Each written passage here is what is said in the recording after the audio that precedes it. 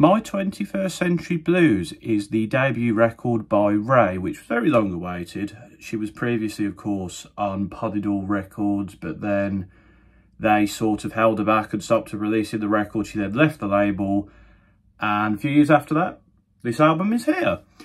Overall, I think this is a pretty good record. I think it's very solid. I think it gets its message across very well. And I think it's a solid record. I'd say my favourite tracks from this, Oscar-winning Tears, I think is a great starter. I know there's like the start and the finish, but they're like interludes, although they set up and finish the album off nicely, I will say.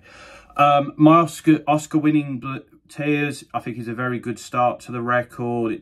I love the soul and the funk elements of it. And I think it's a good starter to the record, and it sort of sets up that RAYE has gone through a lot of bad breakups and bad stuff in her life. And through this album, we're seeing through that. And I think she puts those points across very well. Escapism, of course, the big single. It sort of stands out very much on this record. It's like the most poppy song on the record, although Hard Out Here has pop elements, and there's other tracks on here with elements of pop, but Escapism is definitely the biggest pop track. But it's the big hit. It's a big banger. I think it's a great sort of track about sort of trying to come to terms with a relationship ending, but it going down a rabbit hole and it going bad. And RAYE puts in a very emotional and great performance here. 070 Shake also, very good contribution as well. Only 2 collaborations on this one. Mahalia does a thing on 5 Star Hotels as well, and both go over well over the like melodic trap production. And I do like the little DJ scratches on that track as well.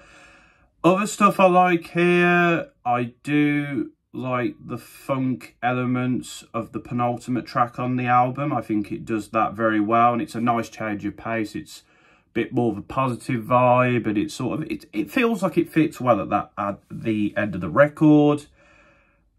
Environmental Anxiety, I think, is a pretty good track. I think it's puts across the message of sort of the messed up world we live in, and the corruption and climate change and the bigotry of the world.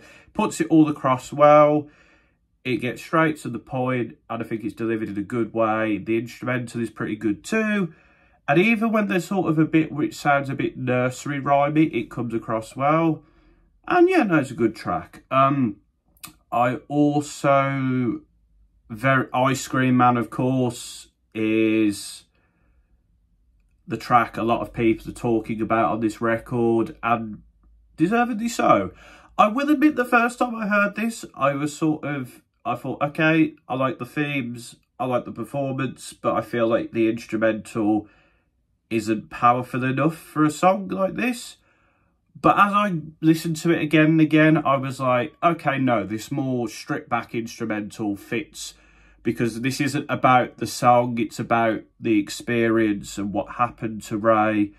And obviously it's sad and it's very unfortunate that what happened to her, but unfortunately it's a symptom of the society we live in, as we've seen with like the case of Sarah Everard, or more directly linked to the music industry, the sort of Kesha's allegations against Dr. Luke, for example.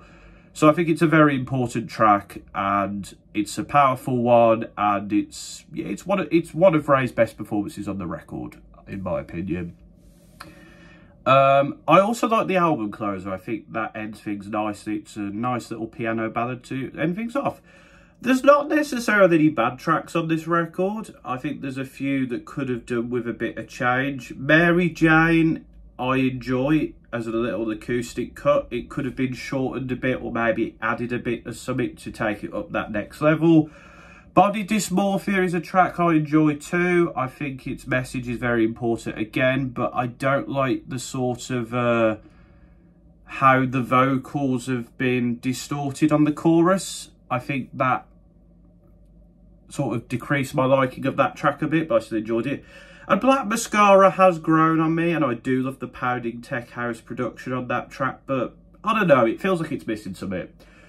And The Thrill Is Gone is this big band sort of funky track, and Yeah, I don't know. For some reason, it's just not quite doing it for me personally. I think live, I imagine that would be really cool to see, especially with the big band elements to it.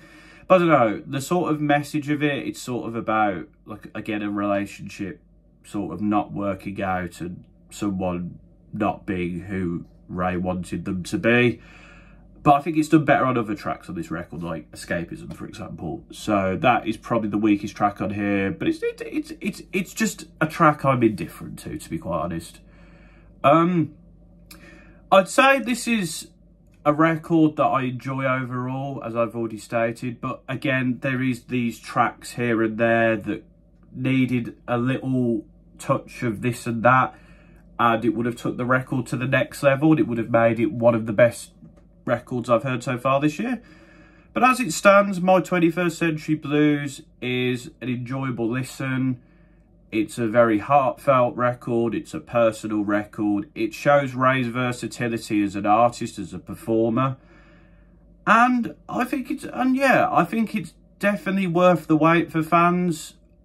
I think Ray could improve personally and to take her music to that next level. But I think this does what it intends to do. I think it does it pretty well. And it's a record I will go back to. Overall, I'd probably give it like a 7.5 out of 10. Overall, personally, it's good, but it's not quite great.